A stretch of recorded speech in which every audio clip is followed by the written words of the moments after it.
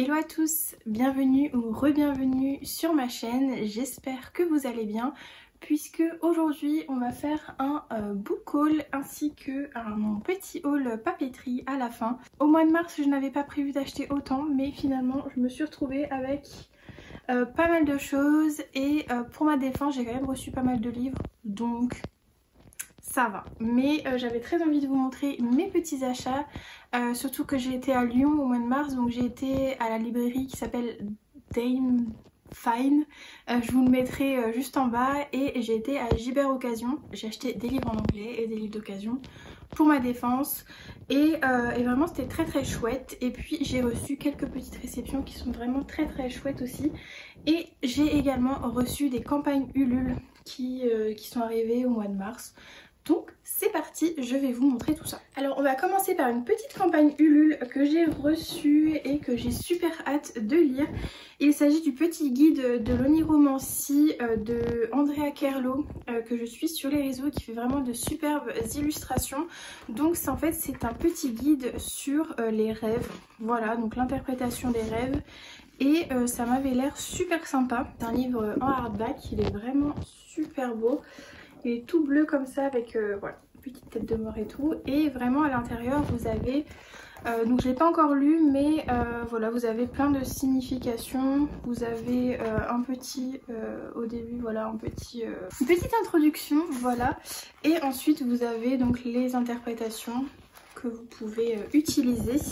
Et avec on avait des petits goodies. Alors on avait déjà ça, donc c'est des petits bonbons avec des petits chats. Voilà. On avait également, alors ça je crois que c'est un petit autocollant. Voilà, très sympa.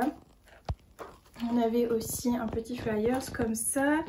Et on avait une carte comme ça que je n'ai toujours pas ouverte. Et je l'ouvrirai avec vous d'ailleurs. C'est elle qui l'a dessinée, hein, donc voilà, super joli. Et on avait un poster, yes, un petit poster comme ça qu'on devait choisir. Et je crois que c'est celui-là que j'ai choisi. En tout cas voilà, une petite sorcière. Trop bien. Et puis ben voilà, je suis très très contente de l'avoir soutenu. J'adore son travail. Donc j'ai super hâte de le mettre dans ma petite bibliothèque consacrée à l'ésotérisme. Puisque voilà. Une autre commande, commande de campagne Ulule. Il s'agit d'un livre que je pense vous avez vu passer quand même, puisque c'est Le Chant des vols de Tiffs. Donc si vous ne connaissez pas, c'est une illustratrice qui a fait quand même beaucoup d'illustrations, et dont celle-là du coup, et qui écrit également, puisqu'elle a écrit Alunia, je sais pas si vous connaissez, donc il est juste là, et Elvira. Voilà, que je n'ai pas lu. Alunia, j'ai lu le tome 1, c'était vraiment très chouette. D'ailleurs, il faut que je lise le tome 2. Mais voilà, le livre est juste canon. Tout est beau. Même le Jasper, je sais pas si je vous l'ai montré. Je sais que cette édition, elle est vraiment réservée à la campagne Ulule, donc vous ne pourrez pas la retrouver, sauf je crois à un salon qu'elle fait à Lyon, il me semble, qui est passé ou je sais pas. Mais en tout cas, cette édition était vraiment réservée à la campagne Ulule, puisqu'il va également sortir en maison d'édition. Voilà, il est vraiment très très très très beau. On a même une carte à l'intérieur, je sais pas si je vous l'ai montré. Et voilà, c'est très très chouette. C'est vraiment un très très beau travail qui a été fait sur ce livre. Et les illustrations, voilà, celle-là je l'avais même pas vue. Les illustrations sont juste folles. Parce que je crois qu'on peut le retourner. Si c'est, ouais, je pense qu'on peut le retourner. Je sais pas ce que je préfère. Franchement celui-là il est pas mal, hein. Moi j'aime bien quand il y a des personnages sur les couvertures. Donc ouais, plutôt chouette. Et donc pour le résumé, on va être avec, je pense, un bateau pirate. On va être avec Luca je pense, puisque c'est une femme qui a très très envie de prendre la mer. Et il va y avoir un capitaine qui va l'intégrer à son équipage. Même si de base les femmes ne sont pas très autorisées sur les bateaux pirates, elle va être sous les ordres du maître coq Axel. Et Luca va essayer de trouver sa place malgré le sexisme et les superstitions légendaires des marins. Et voilà, on va découvrir pourquoi le capitaine l'a embarqué sur son navire, les vraies raisons. Et puis voilà, ça va être super chouette je pense. J'ai super hâte de le découvrir. Alors je pense pas le lire tout de suite. Peut-être en été, je pense que ça s'y prêtera parfaitement. Mais en tout cas je suis très contente de l'avoir soutenu dans cette petite campagne Ulule. On avait également des petits autocollants comme ça avec les personnages, ils sont trop choux. On avait des marque-pages, alors celui-ci il est d'une beauté, vraiment voilà. On est sur de la qualité, donc je pense que là c'est nos personnages principaux plutôt. Voilà, alors derrière celui-ci il y a une petite citation et vraiment la qualité, ils sont magnifiques. On avait également deux petits magnettes comme ça avec, oh je les ai mis à l'envers, avec les navires comme ça. On avait également des cartes, enfin la carte qui est comme ceci et une carte comme ça avec des personnages. On avait vraiment pas mal de choses et on a un poster avec le voilà, qui est magnifique. Le talent de cette illustratrice, vraiment c'est fou. Ensuite on va passer à mes achats en VO que j'ai fait donc à Lyon. Et j'en ai acheté 3. Alors le premier je l'ai vu beaucoup passer sur les réseaux. Donc voilà, pour la librairie ça s'écrit comme ça. Voilà, c'est une librairie à Lyon. Et celui-ci donc c'est Bride de Ali Hazelwood, je l'ai vu quand même pas mal passer. Je l'ai vu passer chez The Marcy's qui lit quand même beaucoup en anglais. Et vraiment elle avait adoré et je sais que beaucoup de personnes l'ont également adoré. Il me semble que c'est une romance loup-garou humain. Il va y avoir des histoires je crois d'alpha ou de choses comme ça. Donc voilà, moi ça me tentait plutôt pas mal. Et puis Ali Hazelwood je l'ai découvert donc avec The Love Hypothesis. Et j'avais vraiment bien aimé sa plume, donc j'avais envie de la découvrir en VO. Et j'espère que je le sortirai quand même assez rapidement de ma palle parce qu'il me fait très envie. Dites-moi si vous l'avez lu en anglais et ce que vous en avez pensé. Parce qu'une romance entre un humain et un loup-garou, c'est la première fois que je vais en lire une, donc j'ai un petit peu peur. Mais voilà, rassurez-moi dans les commentaires, j'espère que je vais aimer. Ensuite, je suis tombée totalement par hasard et moi quand on parle de sorcières, je suis présente. J'ai pris Magic Lessons de Alice Hoffman et c'est une histoire un peu de... une histoire familiale de sorcières. La libraire m'a expliqué qu'en fait il y avait plusieurs tomes sur plusieurs générations de sorcières. Enfin, elle m'a conseillé en tout cas de commencer par celui-ci. C'est voilà, c'est la famille de sorcières dans les années 1600. Puisque ça va après, je crois qu'il y a jusqu'en 1900 et quelques. Donc voilà, ça avait l'air assez intéressant. Je sais pas du tout si ça a été déjà traduit en français, mais en tout cas moi le pitch m'intéressait plutôt bien. Et les histoires de sorcières un peu dans les années 1500-1600 ça m'intéresse énormément. Et puis c'est une histoire familiale donc voilà. J'espère vraiment que je vais aimer cette saga. On va faire une petite pause puisque mon chat est au pipi room.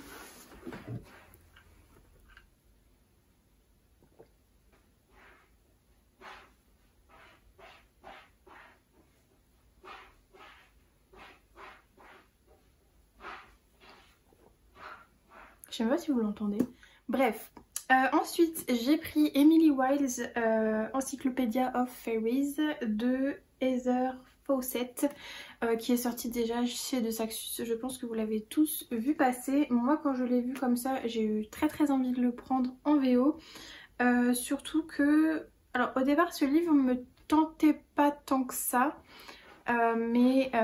En fait, j'avais pas envie de mettre le prix de Saxus, pour être très honnête. Donc du coup, je l'ai pris en VO, puisqu'il est moins cher en VO. Il me tentait pas de fou en français.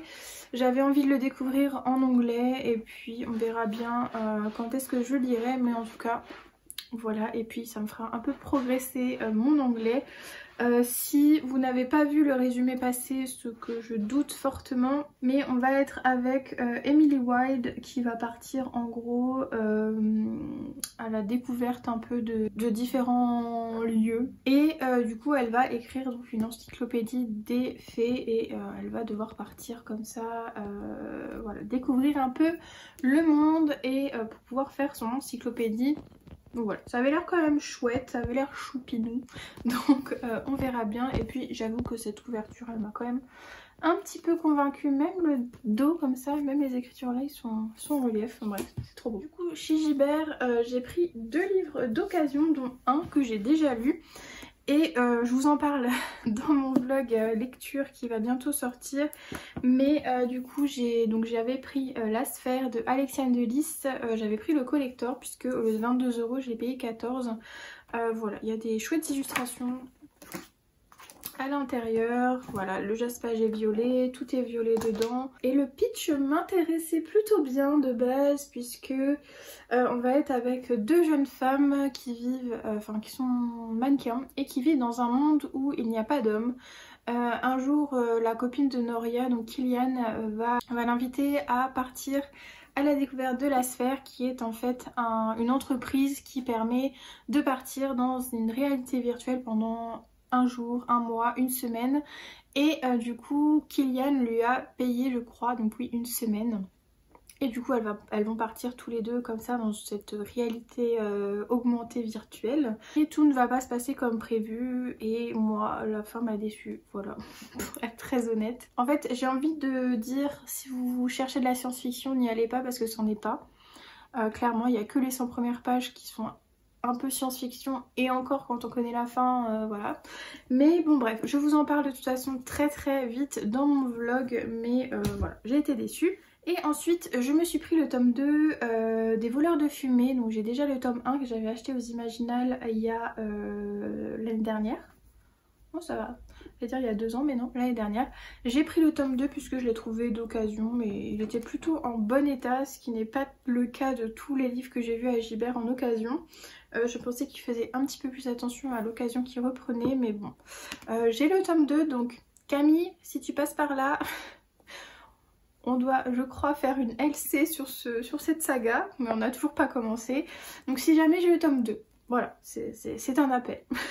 Ensuite, mon dernier achat, et ensuite on passe à mes réceptions. J'ai évidemment craqué pour un tome 2.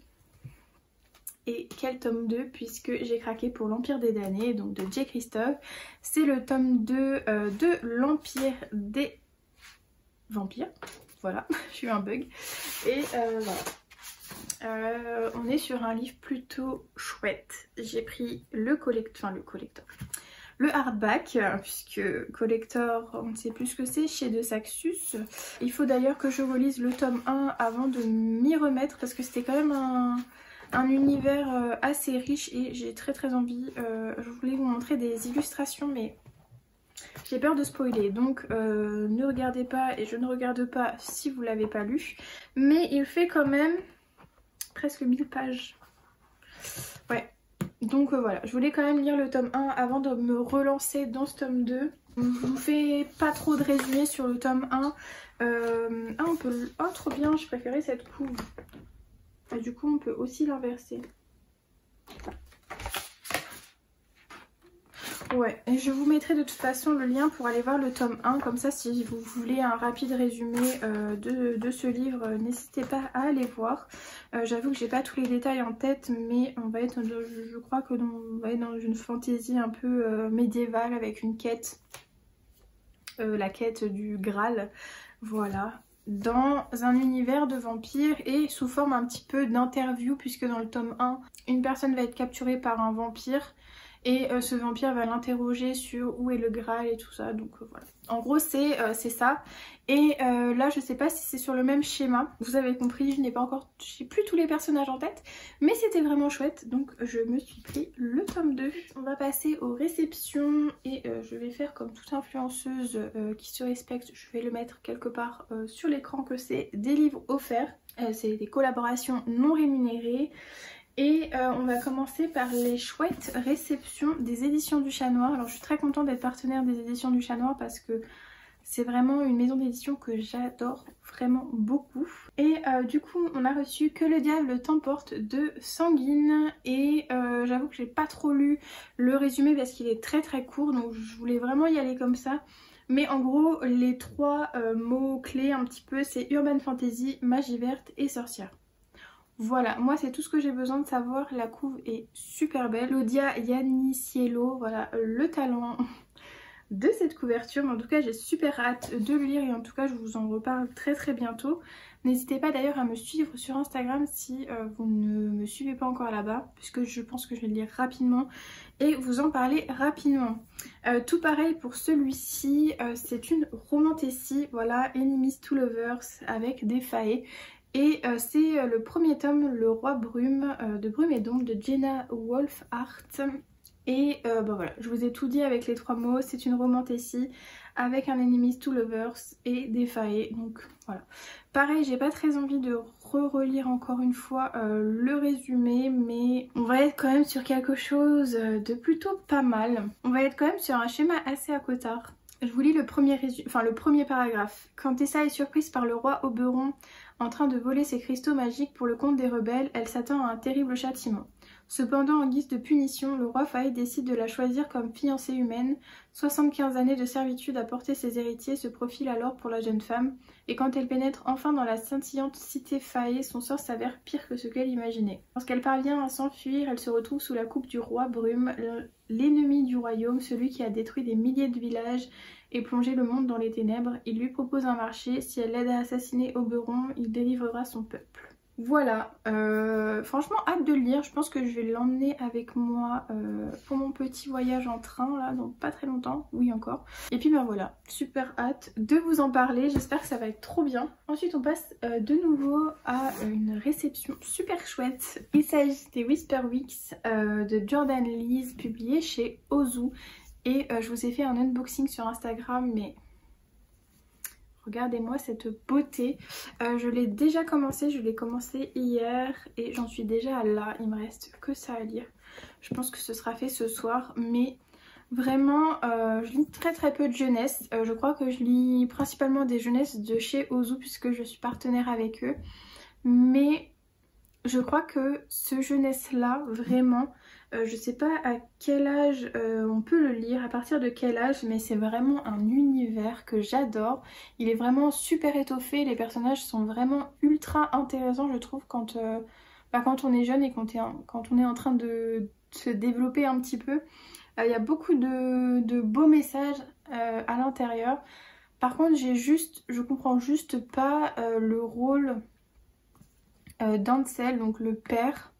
Je trouve qu'il a un rôle, enfin que les situations avec sa fille sont assez bizarres et peu probables. Enfin, on dirait limite que sa fille c'est la mère et que Ansel c'est le fils. Enfin, c'est vraiment très bizarre de ce côté-là.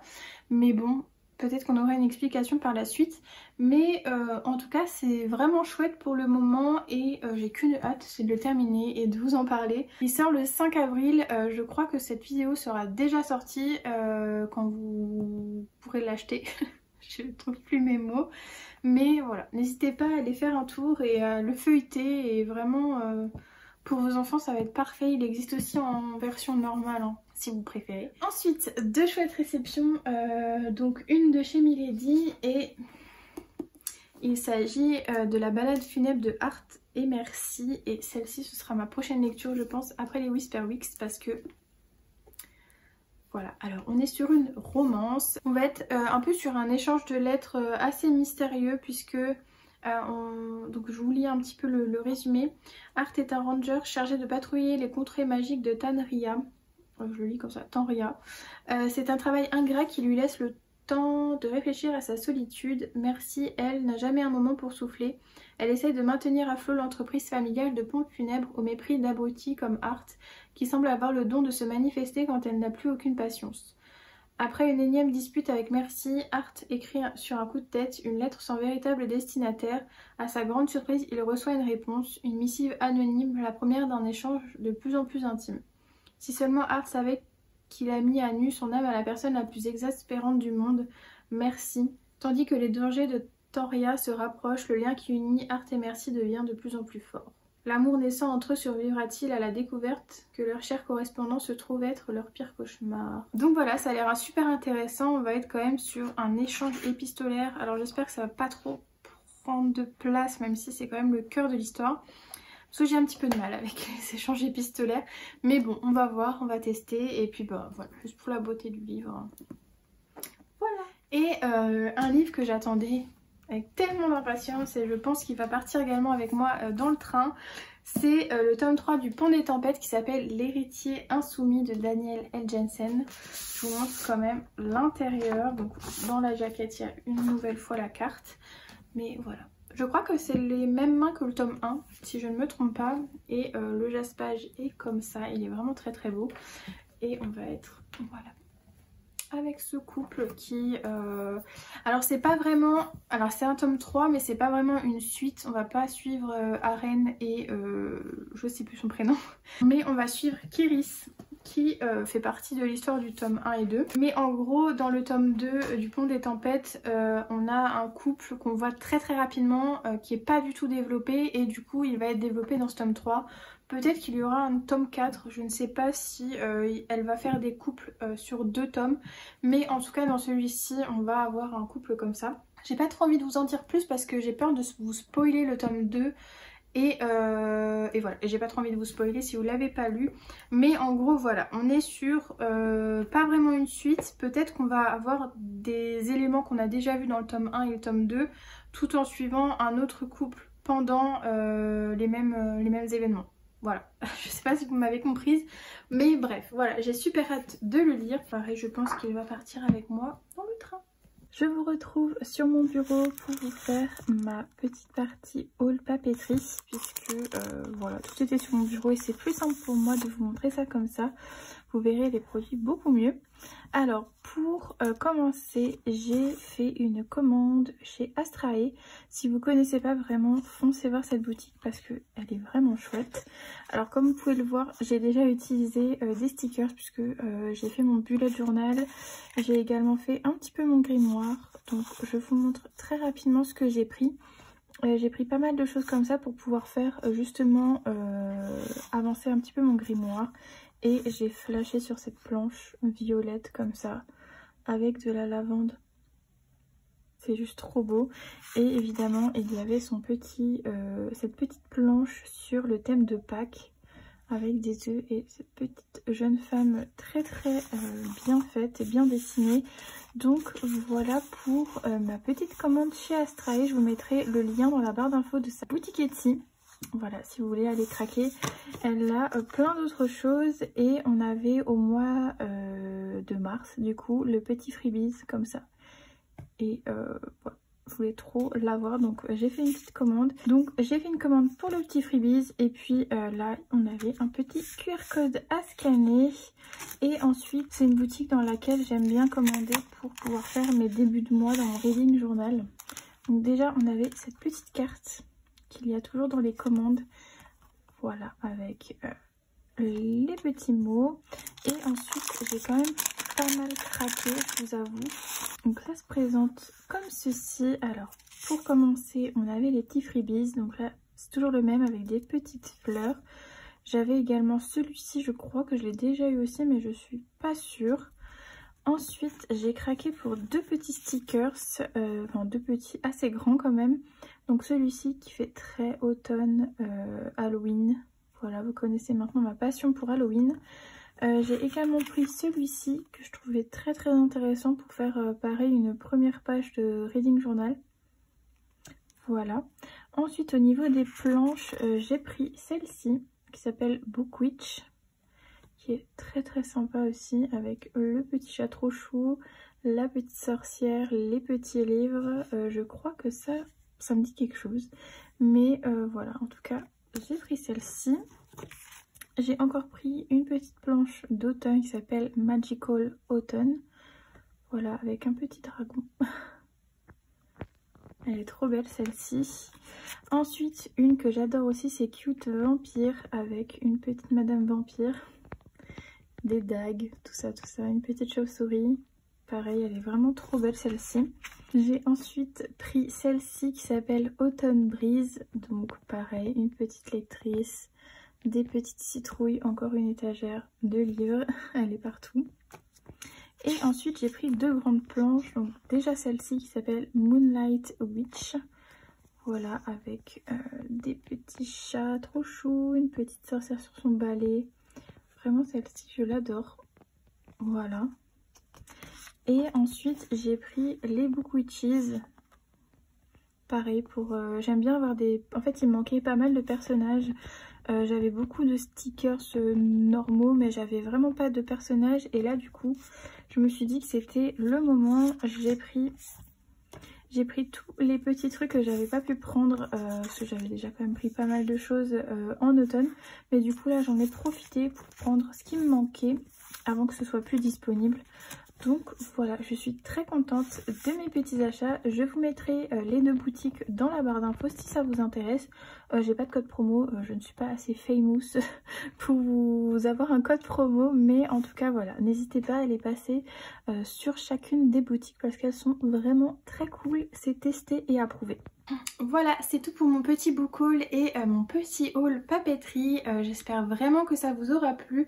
Dites-moi les livres qui vous font le plus envie dans les commentaires. Et si vous en avez lu aussi, n'hésitez pas à me donner vos avis, ça m'intéresse énormément. Merci d'avoir regardé cette vidéo jusqu'au bout. N'hésitez pas à la liker si vous l'avez aimée, à la commenter voilà, avec votre livre préféré de mon book haul. Et puis ben voilà, sur ce, on se retrouve très prochainement et en attendant, je vous souhaite de passer de très belles lectures.